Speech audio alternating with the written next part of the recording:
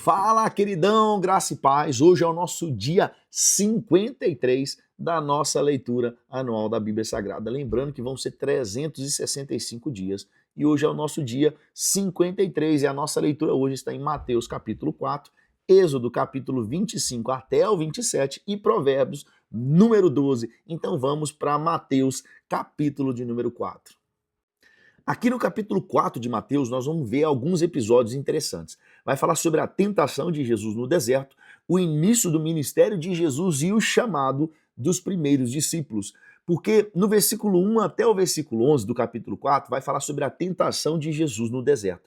A Bíblia vai dizer que Jesus ele foi levado pelo Espírito, e o Espírito aqui é o Espírito Santo. Ele foi levado pelo Espírito Santo ao deserto para ser tentado. Não foi uma coincidência, foi um preparo, né? Jesus ele foi levado pelo Espírito ao deserto para ser tentado. E Jesus passou ali no deserto 40 dias e ele jejuou por 40 dias e 40 noites. E o diabo chegou diante de Jesus e o diabo ele tentou atingir Jesus em algumas áreas que normalmente o diabo tem pegado os homens, supostos homens de Deus, nos dias atuais. Porque Jesus ele trabalhou ali na área física de Jesus, na necessidade física de Jesus. Ele tratou o ego de Jesus, o orgulho de Jesus. Não era que Jesus tinha um ego elevado ou orgulhoso, não. Ele tentou achar uma brecha e atingir Jesus através do ego, do orgulho, da necessidade física, do poder, da glória, porque ele oferece ali pão e pedra. Ele fala assim, ó, se você é filho de Deus,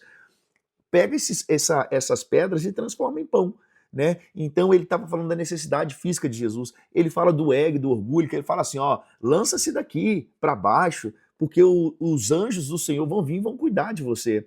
Aí ele vai fala também, né? Me adores que eu vou te dar todos esses reinos que você está vendo. Então ele tentou achar uma brecha em Jesus, mas Jesus respondeu todas essas perguntas.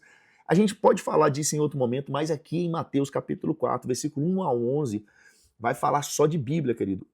Jesus respondia usando a Bíblia, mas o diabo fazia as acusações, ou ele tentava alguma coisa usando também a Bíblia. Né? Mas aí quando ele... Só que ali, o que acontece... Querido, olha o que acontece.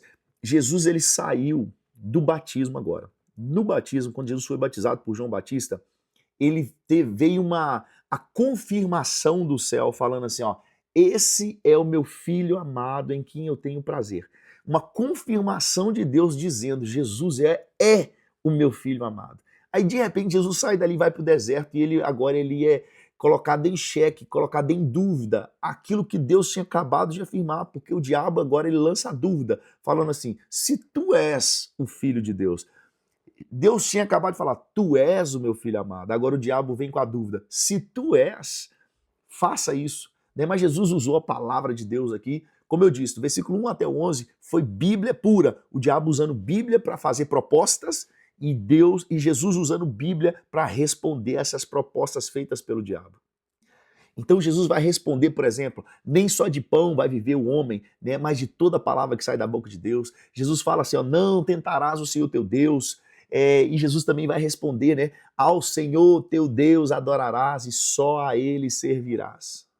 E como a gente disse, eu acho que foi no vídeo anterior, né, por que 40, né? 40 dias. 40 dias era um número, simbolizava a preparação, simbolizava teste. 40 dias de dilúvio, 40 dias no Monte Sinai, Israel, 40 anos no deserto. Então o número 40, ele tem o simbolismo de preparação e teste. Uma curiosidade aqui também, que é algo até lindo assim, da gente pensar, né?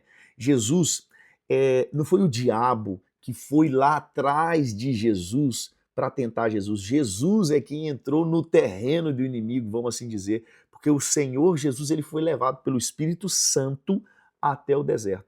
Aí se a gente fizer voltar um pouquinho lá no Jardim do Éden, o homem ele caiu num jardim paradisíaco, onde Deus cuidava de todas as coisas, então o homem caiu no jardim.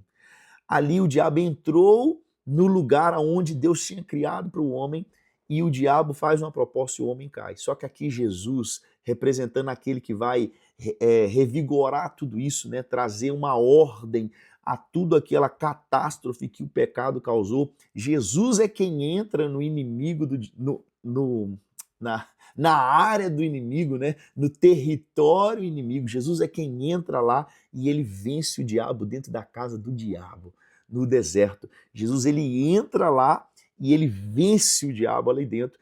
E isso dá início ao ministério de Jesus. Jesus já iniciou o ministério com os dois pés na porta, vencendo o diabo na casa do diabo. Aí agora do versículo 12 até o 17 vai falar de Jesus começando o seu ministério na região da Galileia. Então João Batista ele é preso e Jesus começa agora a pregar na Galileia. E Jesus ele cumpre toda a profecia de Isaías capítulo 9, versículo 1 e 2, ao ser luz para os gentios. E a mensagem de Jesus era a mesma mensagem de João Batista. Jesus dizia assim: arrependei-vos, porque está próximo o reino dos céus. E o engraçado aqui é que Jesus ele foi para Galileia. Por que Jesus foi para Galileia? Porque aqui já estava dando, Jesus estava dando uma pitadinha já, mostrando que o evangelho ele seria para todos os povos, não só uma exclusividade para os judeus, porque a Galileia era uma região mista, que viviam ali muitos gentios além dos judeus. Aí no versículo 18 até o 22 nós vamos ver aqui o chamado dos primeiros discípulos. Jesus ele chama Pedro e André, que eram pescadores, e ele diz: vinde após mim e eu vos farei pescadores de homem. Depois disso Jesus ele vai chamar Tiago e João, que imediatamente deixaram tudo para seguir a Jesus. E aqui, a partir do versículo 23 até o 25, encerrando o capítulo 4, Jesus, ele vai, e o ministério e os milagres de Jesus começam agora a... As pessoas começam a ver isso na prática. Jesus agora ele começa a ensinar nas sinagogas e ele prega o reino e ele cura doentes. A fama de Jesus se espalha e as multidões começam a seguir a Jesus. Então essa foi a nossa leitura de Mateus capítulo 4. Agora nós vamos para Êxodo capítulo 25 até o 27. Queridão, mas antes da gente ir para Êxodo capítulo 25, 27, eu preciso que você me ajude, porque até agora, ó, eu tô vendo, ó, você não curtiu, você não comentou. Querido, curte e comenta esse vídeo aqui se você está assistindo aí pelo... Não importa, se é o YouTube, TikTok, Instagram, curte, comenta, segue a nossa página, siga o nosso perfil, se inscreva no nosso canal. Quando você faz isso, a plataforma entende que o conteúdo ele é relevante e ela vai distribuir ele para mais pessoas. E mais pessoas vão ser alcançadas pelo Evangelho, querido. Então nos ajude comentando, compartilhando, se inscrevendo em nossa página, em nosso canal. E tamo junto agora sim, nós vamos para Êxodo capítulo 25 até o 27. No capítulo 25 até o 27 de Êxodo, nós vamos ver agora as instruções para o tabernáculo. Nesses capítulos, Deus dá a Moisés detalhes exatos sobre a construção do tabernáculo, incluindo os móveis sagrados, os sistemas de cortina e o altar do holocausto. Então, do versículo 1 até o versículo 9 do capítulo 25, nós vamos ver aqui a oferta para o tabernáculo, né? Deus pede ofertas voluntárias para a construção do tabernáculo. Ele vai pedir ouro, prata, bronze, tecidos finos, pedras preciosas, azeite e madeira de acácia. O objetivo era construir um santuário para que Deus habitasse no meio do povo. Aí do versículo 10 até o 22, agora nós vamos ver sobre a construção da Arca da Aliança.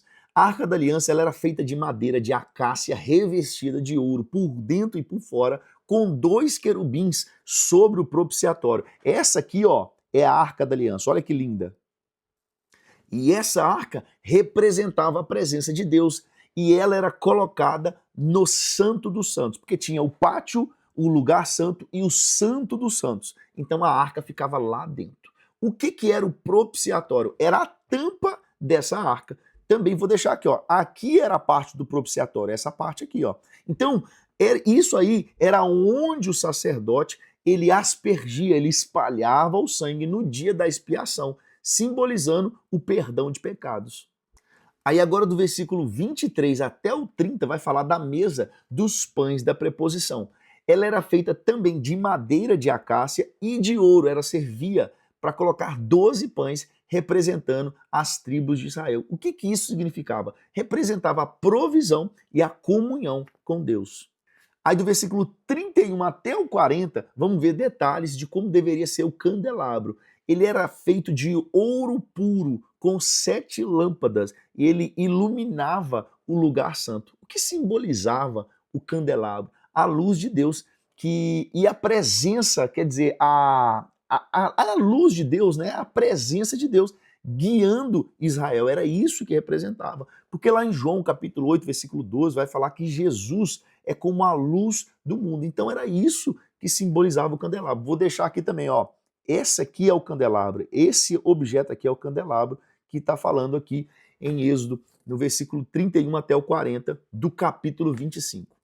Aí agora nós vamos entrar em Êxodo capítulo 26 e agora nós vamos ver algumas coisas sobre a estrutura do tabernáculo. Do versículo 1 até o 14 vai falar das cortinas do tabernáculo. Elas deveriam ser feitas de linho fino, bordado com querubins, né? E as camadas externas eram feitas de peles de animais para proteção, né? E o que isso simbolizava, né? As cortinas elas separavam o lugar santo do profano, era meio que uma separação de ambientes. Obviamente, queridos, se a gente fosse falar do tabernáculo aqui, cara, talvez a gente faria um estudo de um mês, né? Então eu estou falando aqui bem rapidão o que simbolizava cada coisa. Do versículo 15 até o 37 vai falar do lugar santo e o santo dos santos. Vocês lembram que eu disse que havia o pátio, lugar santo e o santo dos santos. Agora está falando do lugar santo e do santo dos santos. O tabernáculo ele era dividido nessas partes. Então, o lugar santo era onde ficava a mesa dos pães e o candelabro e o altar do incenso. Já dentro do Santo dos Santos era onde ficava a Arca da Aliança e somente o sumo sacerdote ele entrava uma vez por ano dentro do Santo dos Santos.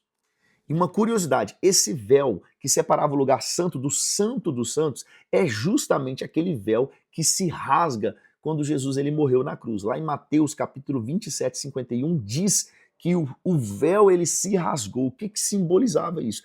Aqui em Êxodo, o véu simbolizava separação. Lá em Mateus 27, quando esse véu ele se rasga na morte de Jesus, estava simbolizando que não haveria mais separação entre o homem e Deus. O acesso agora era livre e esse acesso foi quem propiciou isso, né? Quem foi o responsável por isso é Jesus através da sua morte. Então Jesus morreu, o véu se rasgou e o acesso foi livre a Deus através da morte de Jesus. Aí agora a gente vai entrar em Êxodo capítulo 27, onde vai falar do altar e o pátio do tabernáculo. O altar do holocausto, versículo 1 até o 8, vai dizer que ele era feito de madeira de acácia revestido de bronze e ele era usado para sacrifício diário. E o que isso simbolizava? O sangue derramado ali, ele apontava para o sacrifício de Jesus na cruz. Então ali era um símbolo daquilo que iria acontecer com a chegada de Jesus.